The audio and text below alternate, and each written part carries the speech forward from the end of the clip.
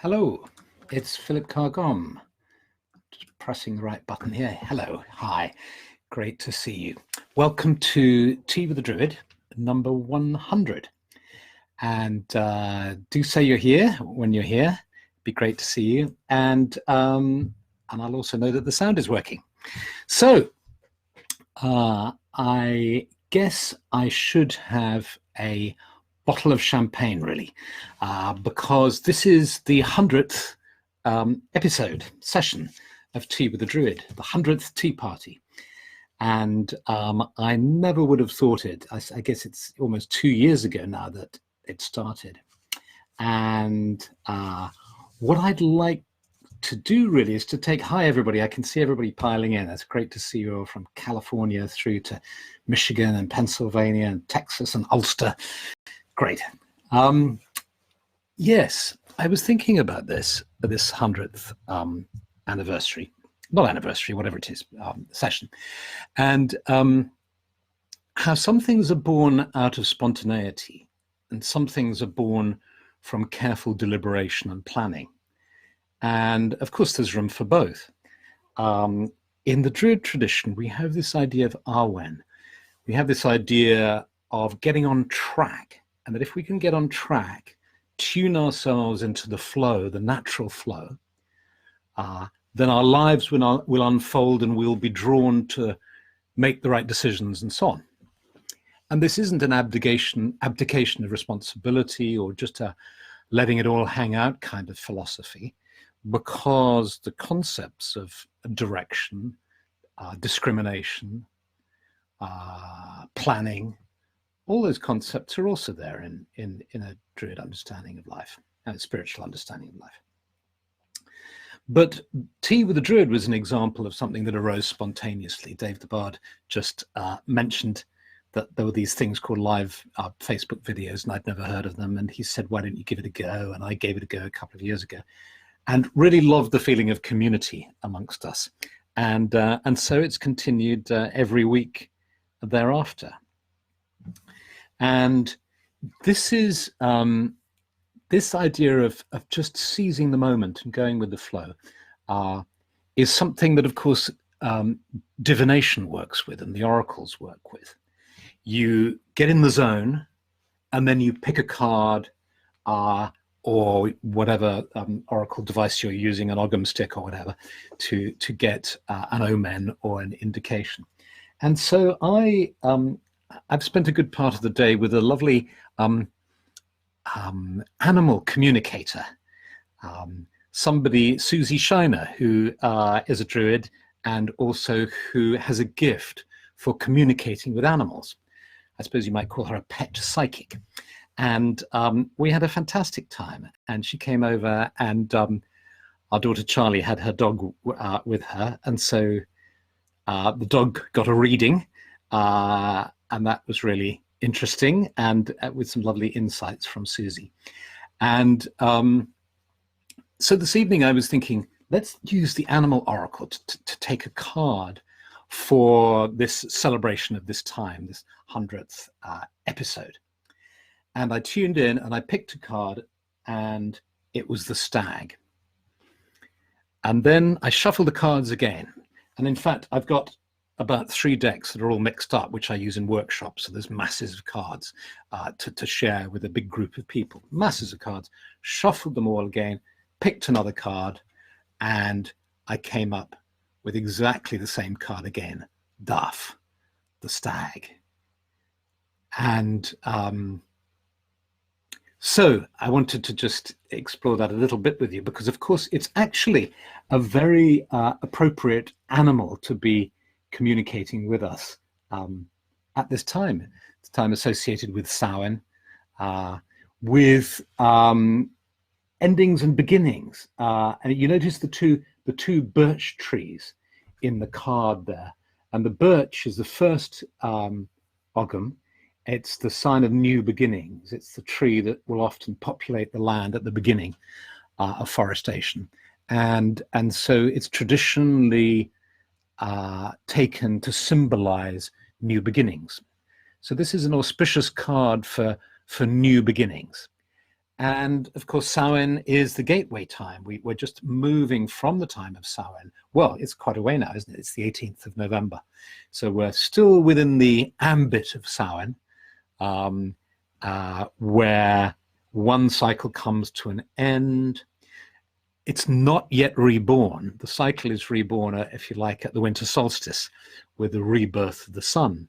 So you have this interesting period that in the wheel of the year echoes the time between incarnations, where we die at Samhain, and then there's a time in the other world, and then we're reborn as the light at the winter solstice. So we're in this time of the Samhain time, otherworldly time.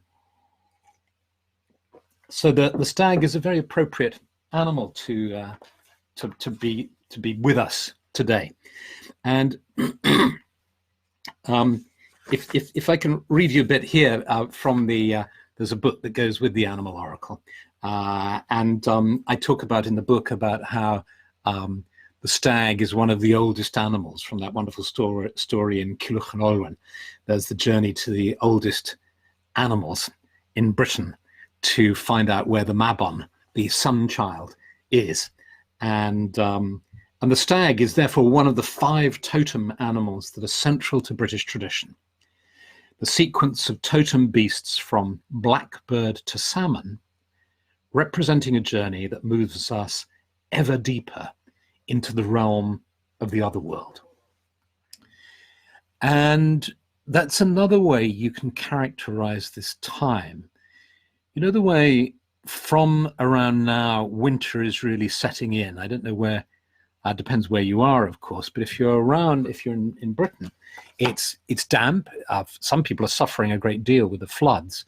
It's damp, it's cold, there's a kind of bitter chill to the air, and the days are getting shorter, the nights are getting longer, and you can feel yourself, I think, or many of us can feel ourselves drawing in as a kind of wanting to hibernate.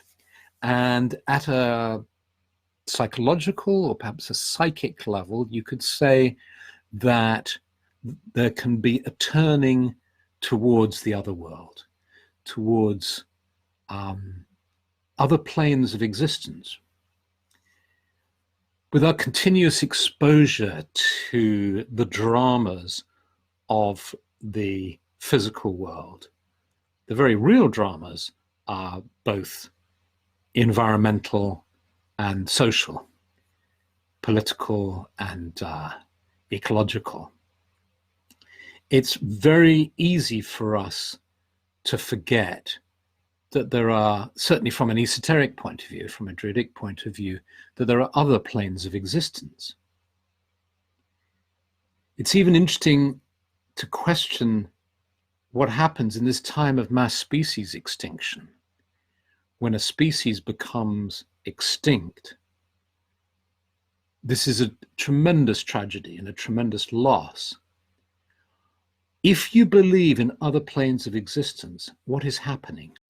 Do those beings, is it like genocide, where many beings die, but continue to exist in the other world, on another plane of existence?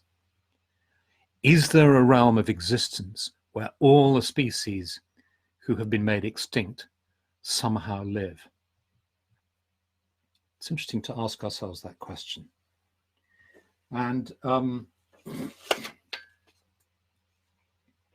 let me read you a little bit more, because what we did with Stephanie and I when we created this Druid Animal Oracle, and Will Worthington illustrated it so beautifully, is that we scanned the folklore and traditions around each animal and then condensed this down into just a few paragraphs.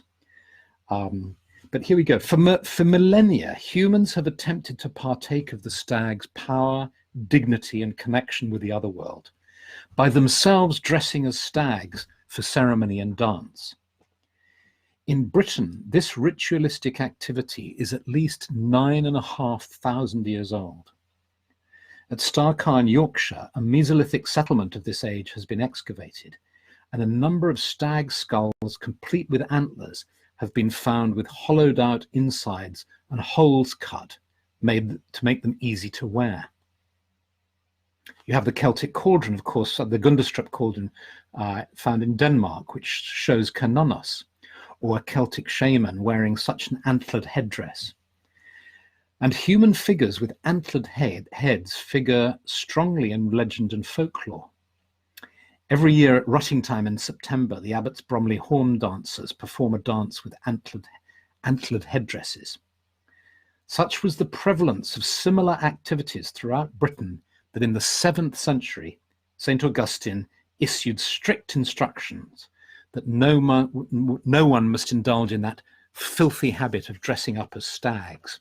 So you can imagine these early Christians arriving in Britain, converting a pagan Britain, and there are people dressing up as stags. And so St. Augustine says this is a filthy habit and it must be stopped.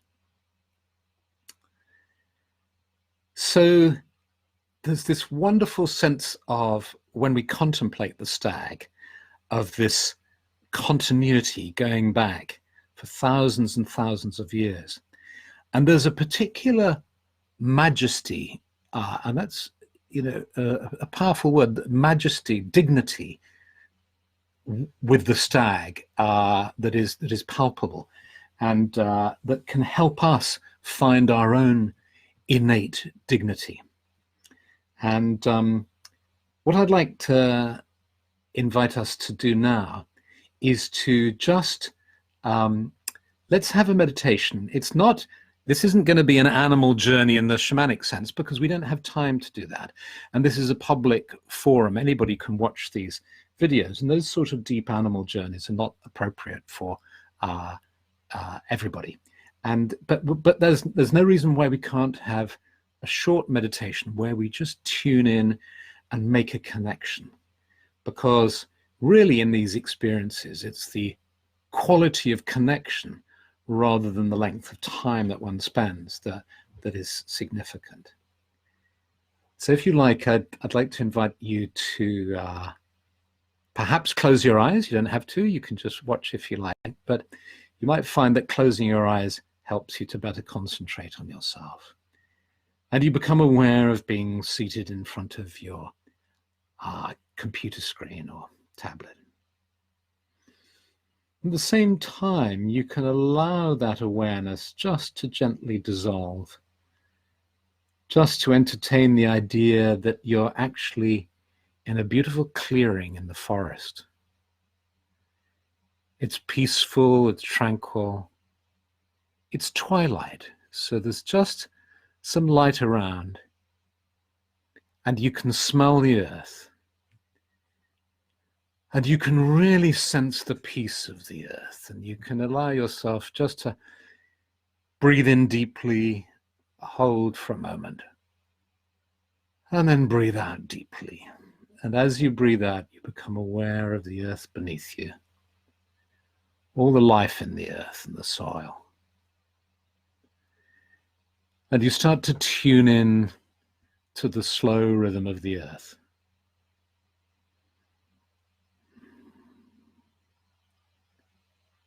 Sensing the trees around you. And you can smell the trees. You can sense their roots deep in the earth, their trunks reaching high up, their branches in the air. And you know how the essential oils of every tree are released through the leaves, and we breathe them in. And you breathe them in now, and you breathe in the energy of the trees deep into your being.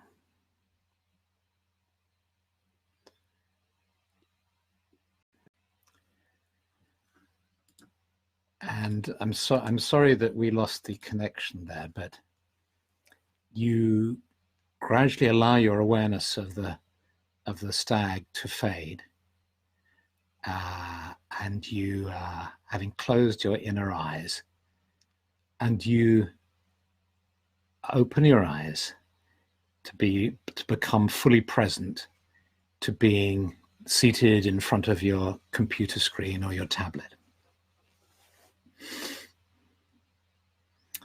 And I'm so sorry about that.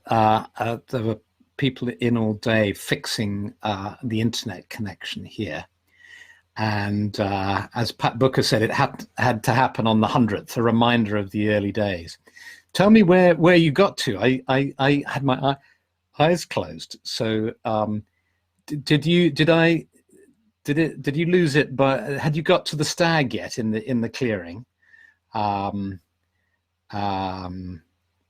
hope you did. Basically, what I was doing is I was doing a meditation where we made touch with the Stag. We were in the grove, became aware of the Stag, and then just sensed the beauty and the majesty and the energy of the Stag.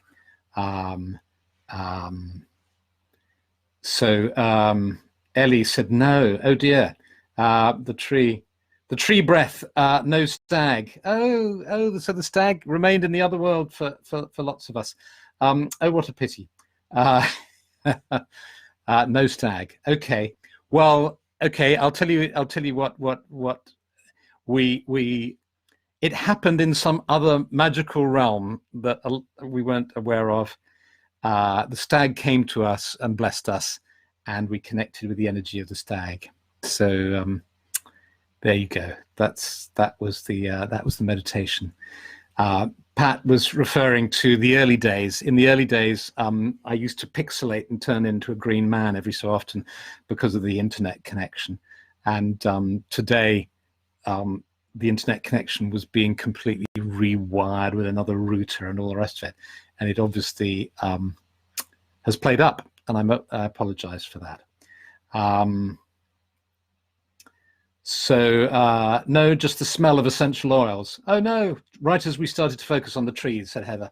Okay, well, many of you I know are skilled enough in meditation to be able to do that meditation yourselves.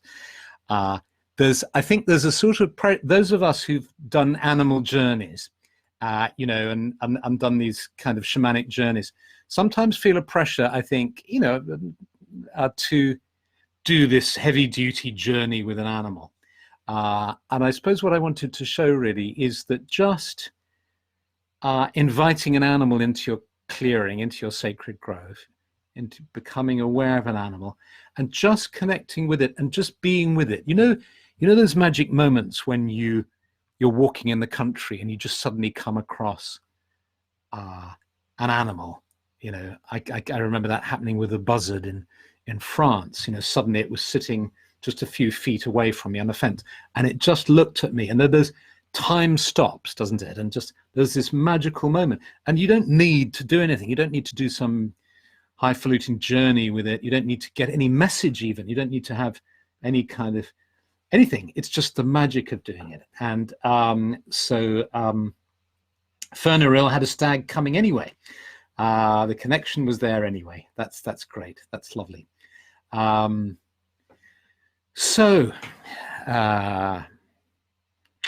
Here we are.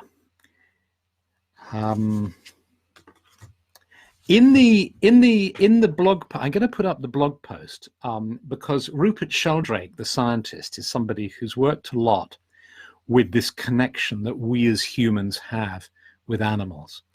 And being a really good scientist, he has evolved a fantastic experiment with human beings working on that very commonly reported phenomenon of animals who expect you to come home from work even when you come home at different times. I remember Stephanie used to work at the National Theatre in London and lived just across from Lewis Station. And she would come in on the train, and her big cat, wonderful cat, this size, huge, absolutely huge cat, would walk along the bridge, along Lewis Bridge, over the railway tracks, and would wait for her by the station. And she said the strange thing is that whatever time train, because she worked freelance, she came at different times. So sometimes she'd get back at 3 in the afternoon, sometimes at 11 in the evening, whatever. Whatever time she got back, her cat was waiting for her. And this is a really common experience people have. And so Rupert Sheldrake, there's a fantastic film that I'm going to put up on the blog. And they did this experiment where they filmed the dog back at home, and they filmed the owner out in town. And they did this hundreds of times to get the statistical validity to it, where the owner would get a phone call randomized, so the owner wouldn't know when she was told to get home, and would come back in different ways to eliminate the possibility that the dog is tuning into the sound of a car, or other things, or that it was random and coincidental and so on.